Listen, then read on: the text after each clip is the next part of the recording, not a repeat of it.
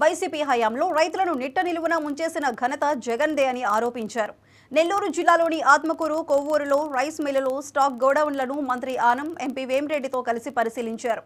సిబ్బంది నిర్లక్ష్యంపై తీవ్ర స్థాయిలో మండిపడ్డారు. ఇక తమ ప్రభుత్వ హయాంలో రైతులను అన్ని విధాలా ఆదుకుంటున్నామని చెబుతున్న నాదెండ్ల మనోహర్తో మా senior coordinator Muralikrishna face to face.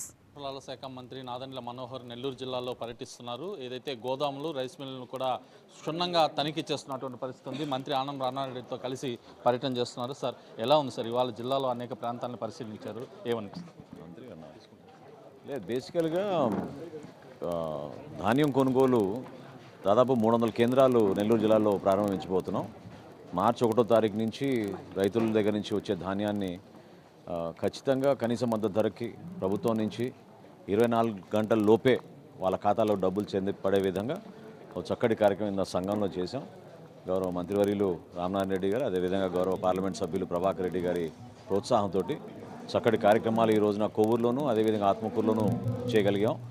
రైతుకు ఒక భరోసా నింపడానికి, అట్ ద సేమ్ టైం ప్రభుత్వం చేస్తున్న ఈ కార్యక్రమాన్ని ప్రతి ఒక్కరికి తెలిపే విధంగా, వాళ్ళు కూడా అందులో భాగస్వాములు అయ్యే విధంగా ప్రతి గ్రామంలో కూడా ఒక మంచి మార్పు తీసుకురావడానికి ఒక ప్రయత్నం. సార్, గోదాములు తనిఖీ చేశారు. ఎలాంటి పరిస్థితులు ఉన్నాయి ఇక్కడ గత ప్రభుత్వంతో పోలిస్తే? కొవ్వూరులో ఈ రోజున MLS పాయింట్ ఇక్కడ తనిఖీ చేసాం. ఖచ్చితంగా ICDS ద్వారా మేము అందించే సరుకులు నాణ్యత ఎట్లా ఉందనేది మేము చెక్ చేసాం. కొన్ని లోపాలు ఉన్నాయి, సరి చేసుకోవాల్సిన అవసరం ఉంది. తప్పకుండా దానిపైన ల్యాబ్ టెస్టింగ్ అవన్నీ చేయించిన తర్వాత బియ్యం విషయంలో కానివ్వండి, రాగి విషయంలో కానివ్వండి, లేదా కొంచెం ప్రభుత్వం అందించే వివిధ సరుకులు, చక్కెర కానివ్వండి, వీటన్ని పంచదార కానివ్వండి, అన్ని ద్వారా కూడా ఎక్కడ ఇబ్బంది లేకుండా అంతిమంగా వినియోగదారుడికి ఒక నమ్మకం, ఒక భరోసా కలిగే విధంగా పౌర సరఫరాల శాఖ నుంచి అనేక మార్పులు తీసుకొచ్చాం.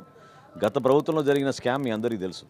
ఆ స్కామ్ని అధిగమించి ఒక మంచి వాతావరణంలో ప్రజలకి మేలు చేసే విధంగా మా ప్రభుత్వం, మా కూటమి ప్రభుత్వం ప్రజల్లోకి.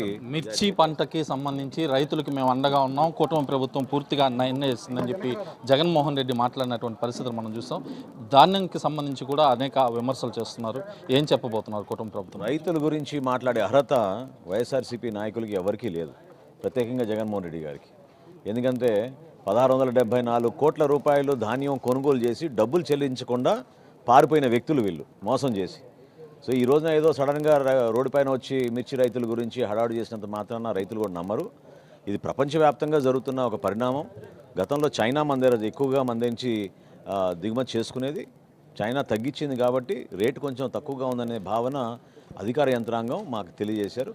కానీ గౌరవ ముఖ్యమంత్రి గారు ఆల్రెడీ ఢిల్లీ పర్యటనలో అక్కడున్న కేంద్ర మంత్రి గారితో వాళ్ళందరితో కూడా చర్చించి ఖచ్చితంగా రాబోయే రోజుల్లో ఈ మిర్చి కొనుగోలు విషయంలో ఎక్కడ పొరపాటు జరగకుండా రైతుకు భరోసా కల్పించడానికి ఒక ప్రయత్నం చేస్తున్నాం. 22 సంవత్సరాల్లో మొట్టమొదటిసారి ఈ గత సంవత్సరం, ఈ సంవత్సరం, ఈ 2 సంవత్సరాల్లో రేట్ తగ్గింది. సో పరిణామం ఏంటని చూస్తే గ్లోబల్గా జరుగుతున్న పరిణామం. తప్పకుండా దాన్ని బేస్ చేసుకుని మేము ఒక మెరుగైన వాతావరణం క్రియేట్ చేయడానికి చూస్తాం.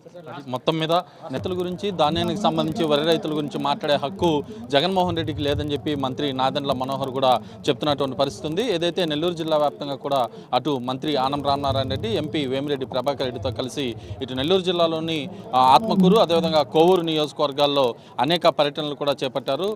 ఇటు రైతులతో ముఖాముఖి మాట్లాడడం, ప్రధానంగా ఇటు రైస్ మిల్లుల తనిఖీలు, అదేవిధంగా MLS పాయింట్స్కి సంబంధించినటువంటి దుకాణాలు ఏదైతే గోదాములు ఉంటాయో గోదాములో కూడా పర్యటన చేసి అక్కడ పరిశీలించిన పరిస్థితి అయితే ప్రస్తుతం కనిపిస్తుంది. ఇది నాదెండ్ల మనోహర్ పర్యటనలో తాజా పరిస్థితి. Video journalist Joshi.